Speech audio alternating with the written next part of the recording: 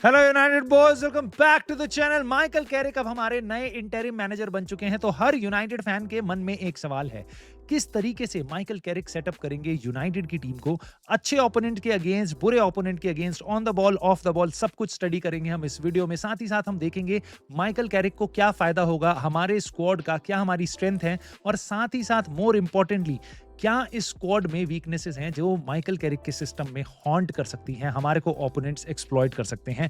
जानेंगे इन सब चीजों के बारे में। आई होप आपको वीडियो पसंद आएगी तो प्लीज लाइक, सब्सक्राइब और हाइप करके इस छोटे से चैनल को सपोर्ट कर देना। साथ ही साथ आप कमेंट करके अपने थॉट्स बता सकते हो इन चीजों पे जिन पे हम बात करने वाले हैं। बेसिकली माइकल कैरिक का पूरा सिस्टम। नाउ माइकल कैरिक का सिस्टम इस तरीके से लाइनअप करता है जहां 4-2-3-1 में टीम सेटअप होती है, but of course team game के बीच में अलग अलग फॉर्मेशंस में जाती है, बट मोर लाइकली आप देखोगे उनको स्टार्ट करते हुए ऐसे, जहां पे आपके पास एक गोलकीपर के आगे 2 डिफेंडर्स होंगे, साथ ही साथ आपके लेफ्ट बैक, राइट बैक, और मोर इंपॉर्टेंटली उनके आगे होगी एक शील्ड। डबल पिवट में आपके 2 सीडीएम्स होंगे, उसके आगे आप एक कैम पोजीशन में आप प्लेयर खिलाओगे, और 2 वाइड फॉरवर्ड के साथ आपके पास एक जगह बनती है स्क्वाड में एक स्ट्राइकर की। सो यहां तक तो काफी कुछ सही लग रहा है, बट जब हमारे पास बॉल होगी तो हम कुछ आपको इस तरीके से लाइनअप हुए दिखाई देंगे। मैं एग्जांपल ले रहा हूं कि अगर हमने लेफ्ट साइड से बॉल आगे बढ़ा रहे हैं, लेफ्ट साइड से मैं कि आप मान लो ल्यूक शॉ या पैट्रिक डोरगू की साइड से हम बॉल आगे बढ़ा रहे हैं, तो इस तरीके से सेटअप आपको दिखाई देगी टीम। और अगर तक आपने अभी तक नोटिस नहीं किया तो मैं आपको दिखाता हूं यहाँ पे एक फनी चीज, ये बैक 3। यस, बैक 3 में दिखेंगे हम जब जब हमारे पास बॉल होगी, हम आगे जाएंगे, क्योंकि जिस साइड से बॉल जाएगी उसके ऑपोजिट साइड का जो डिफेंडर होगा, फॉर एग्जांपल लेफ्ट साइड से आप ल्यूक शॉ की तरफ से बॉल लेके जाते हो आगे, सो डिएगो डेलो होल्ड करेगा अपनी पोजीशन, वो बॉम्ब फॉरवर्ड साथ में नहीं करेगा। तो आप एक काइंड ऑफ बैक 3 में खेलते हो। इसको देख के भाई मेरे को आई कैन टोटली इमेजिन एक बंदा आराम से हंस रहा होगा और कह रहा होगा भाई अगर यही करना था तो मुझे क्यों निकाला, राइट नाउ। उसके आगे हम आगे बढ़े तो देखेंगे कि हम एक बैक 3 के साथ साथ एक काइंड ऑफ 3-2-4-1 का अटैक हम बनाते हैं, जहां एक स्ट्राइकर के पीछे 2 नंबर 10 होंगे, और ऑफ कोर्स आपको विड्थ प्रोवाइड करेगा एक आपका डिफेंडर, और साथ ही साथ आपका एक वाइड फॉरवर्ड, इस केस में Bryan Mbeumo, it could be Amad Diallo, right now. More importantly बीच में 2 प्लेयर्स हैं, उगारते और आपका कोबी मेनू हो सकता है, वो कैज़मीरो हो सकता है। इन 3 प्लेयर्स में से 2 प्लेयर्स इन पोजीशन को पिक करेंगे। ये बहुत क्रूशियल बन जाती है माइकल कैरिक के सिस्टम में, क्योंकि कोई भी बॉल रिकवरी होगी इनके थ्रू हम बॉल को वापस रिप्लेनिश करेंगे। साथ ही साथ हम जब हम डिफेंड करने जाएंगे तो इन दोनों का गेम बहुत इंपॉर्टेंट बन जाता है, क्योंकि जब हम डिफेंसिव शेप में होंगे हम काइंड ऑफ इस तरीके से सेटअप होंगे जहां पे आपके 2 फॉरवर्ड जो होंगे वो थोड़ा बॉल को चेस करेंगे, क्लोज डाउन करने की कोशिश करेंगे, बट मोर इंपॉर्टेंटली जो आपका बैक 4 की लाइनिंग है, जो ऑफ साइड आप ट्रैप सेट करोगे, उसको शील्ड करने के लिए जो एरिया मैंने हाईलाइट किया वहां पे उगारते और मेनू की पार्टनरशिप और या कैज़मीरो की पार्टनरशिप बहुत इंपॉर्टेंट बन सकती है, क्योंकि उनका एक काम होगा भाई कि हमारे को गैप ज्यादा नहीं छोड़ना। कहां पे गैप ज्यादा नहीं छोड़ना?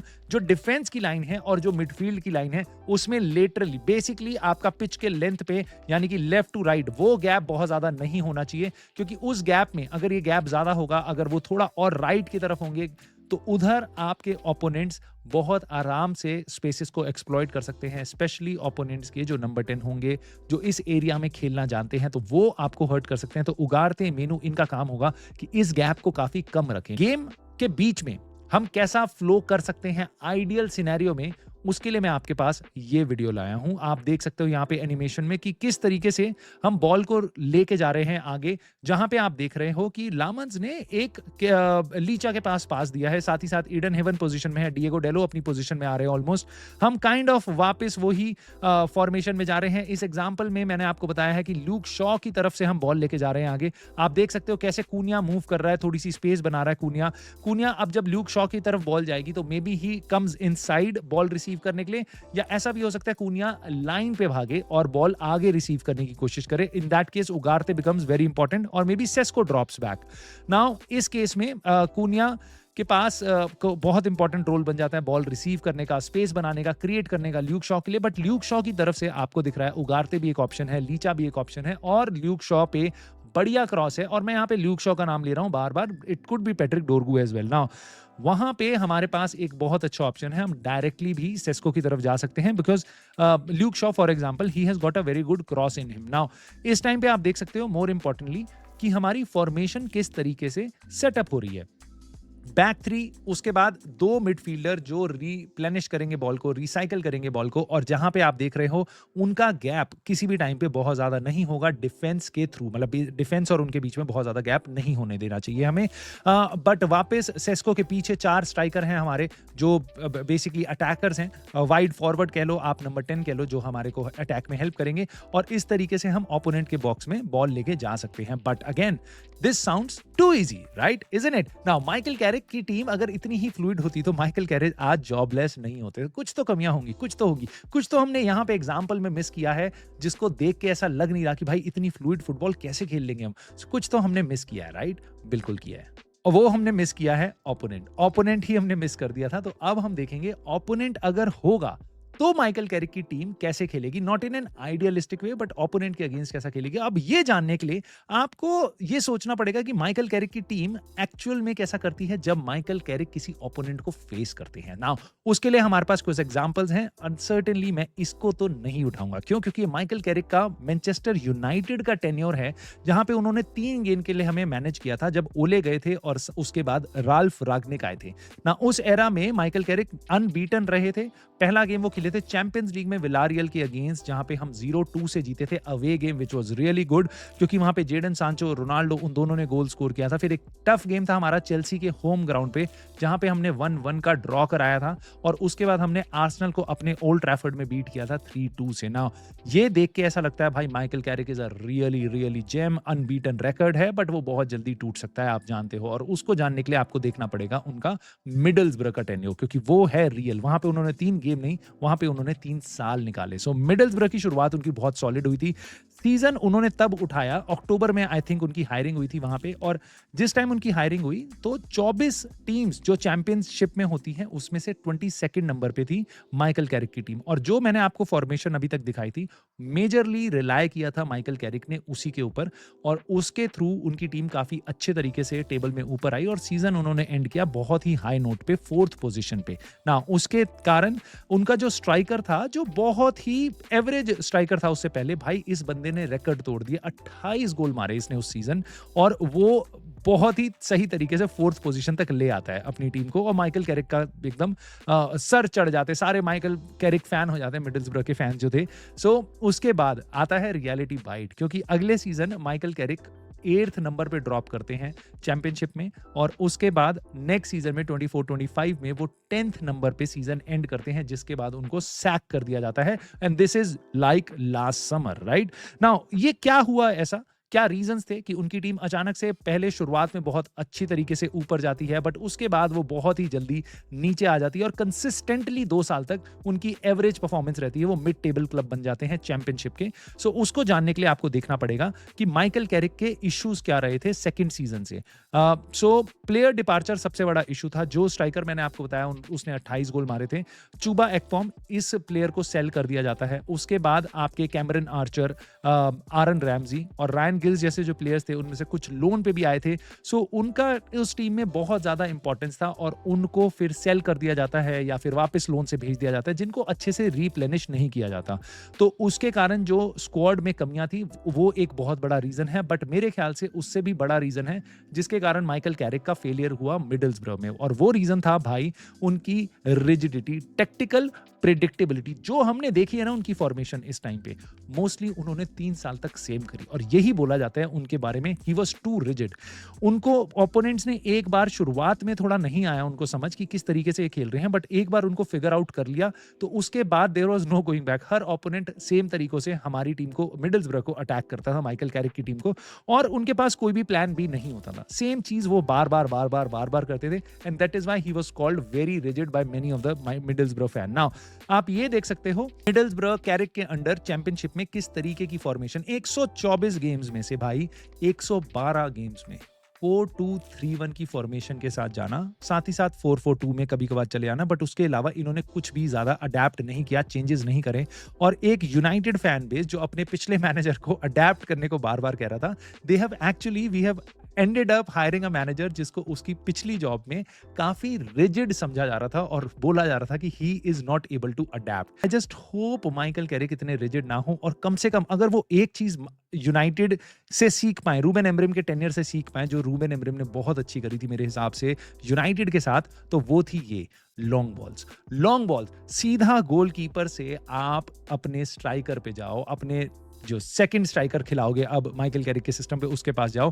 Please do not play out from the back, please, this team is not ready, please do not play out from the back. Darren Fletcher ने यही किया भाई ब्राइटन के against. Sometimes it looks so good कि possession है, but sometimes it backfires very badly. Now यहां पे किस्मत हमारी बहुत अच्छी थी कि सानी लामंस का पास जो इंटरसेप्ट होता है डेनी वेलबैक के थ्रू, डेनी वेलबैक उसको फिनिश नहीं कर पाते क्योंकि सानी लामंस उसको कैच कर लेते हैं, वापस से बॉल को डिफ्लेक्ट कर लेते हैं, तो वो सेव कर लेते हैं। बट इमेजिन 0-0 का ड्रॉ चल रहा है और सानी लामंस ऐसी गलती करते हैं। पहली चीज तो फैंस उसके बाद भाई छोड़ेंगे नहीं सानी लामंस को, बट ऑफ कोर्स उसके बाद ये टीम किस तरीके से माइकल कैरिक को देखेगी, क्योंकि ये सिस्टम हम नहीं खेल पाएंगे, क्योंकि ये सिस्टम हमने एरिक टेन हाग के अंडर भी खेलने की कोशिश करी जिसमें हमें बहुत ज्यादा दिक्कतें आई थी।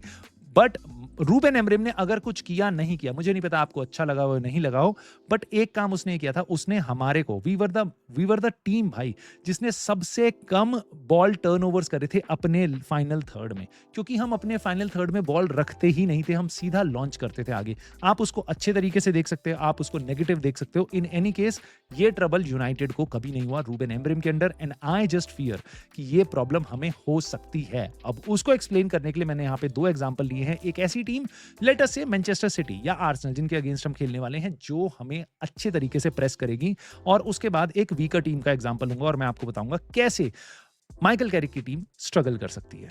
अब यहां पे आप देख सकते हो किस तरीके से हम बॉल आगे निकालने की कोशिश कर रहे हैं। जहां पे हमारे को स्पेस दिखाई दे रही है, हमारे सारे प्लेयर्स उनको बहुत आराम से, बहुत ध्यान से देखना, लीचा, उगारते, कूनिया के आसपास जो प्लेयर्स आ रहे हैं, जैसे ही बॉल जाती है लेट अस से ल्यूक शॉ के पास, हमारे सारे प्लेयर्स क्लोज डाउन करे जा चुके हैं। अब ल्यूक शॉ के सारे पासिंग ऑप्शन बंद किए जाएंगे ओपोनेंट के थ्रू, जब एक अच्छी टीम है जो हमें फ्रंट फुट पे प्रेस करने की कोशिश कर रही है। लीचा, उगारते, ब्रूनो, मेनू, सेस्को, कूनिया, सारे के सारे ऑलमोस्ट मार्क्ड हैं, तो it is very tough. Let us से ल्यूक शॉ टेक्स, उनके पास एक ऑप्शन है, वो सीधा सेस्को के पास जा सकते हैं, but what is the difference, हम पोजीशन रखना चाहते हैं, राइट?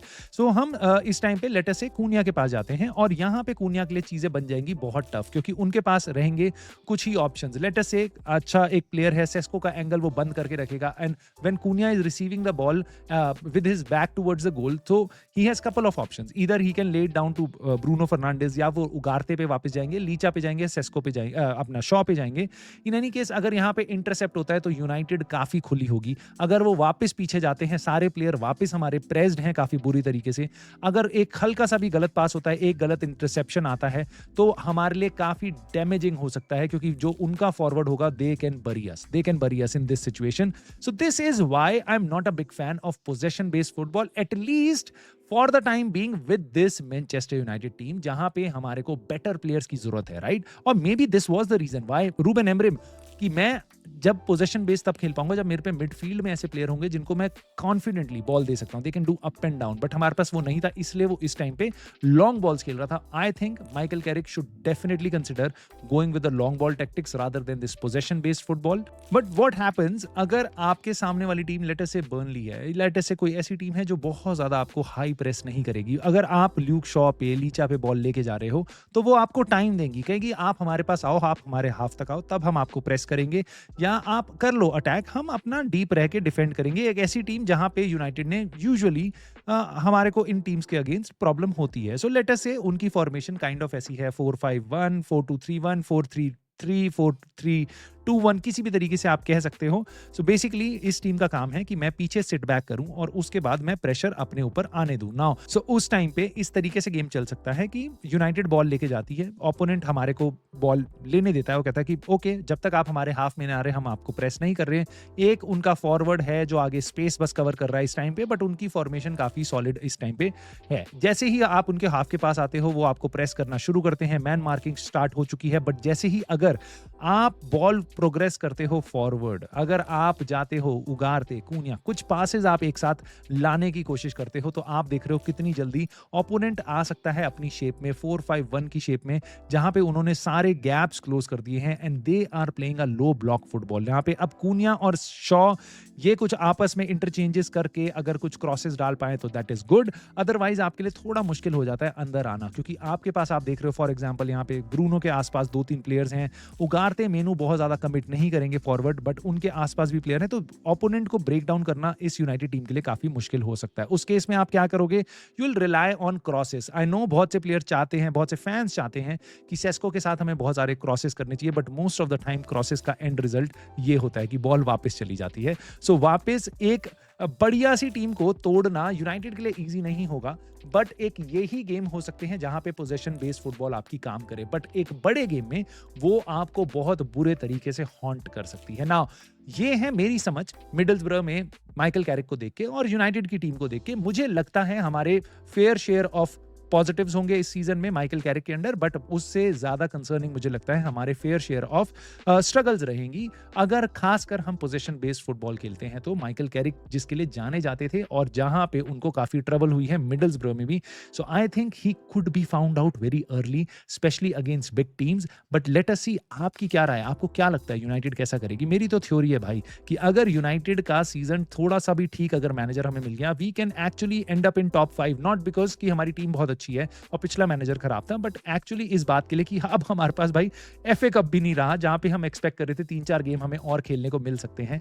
अब हम लिटरली सीजन के एंड तक अगले 5 महीने में हम 17 गेम खेलेंगे, जबकि सामने वाली टीमें जो जैसे फॉर एग्जांपल आर्सेनल है या आप टॉटनम और न्यूकासल जैसी टीम्स भी ले लो, वो 25 से 30 गेम तक आराम से खेलेंगी सीजन के एंड तक। हम भाई किसी भी नॉर्मल सीजन में 17 गेम अगर हमें खेलने हैं तो हम 2.5 महीने में खेल के खत्म कर देते हैं, राइट? अभी हम 5 महीने में खेलेंगे। आई थिंक हमारी इंजरीज काफी कम होंगी, हमारे प्लेयर्स वैसे ही वापस आ चुके हैं काफी सारे और आएंगे, काफी कम जाएंगे इंजरी से बाहर, कंपटीशन बहुत होगा स्क्वाड में, एक प्लेस के लिए सारे फाइट करेंगे और बहुत टाइम होगा गेम्स को प्रिपेयर करने के लिए। सो इवन आपके पास एक बैंग एवरेज मैनेजर रहता है, I don't think so United should be eyeing any spot less than top 5 अब इस टाइम पे।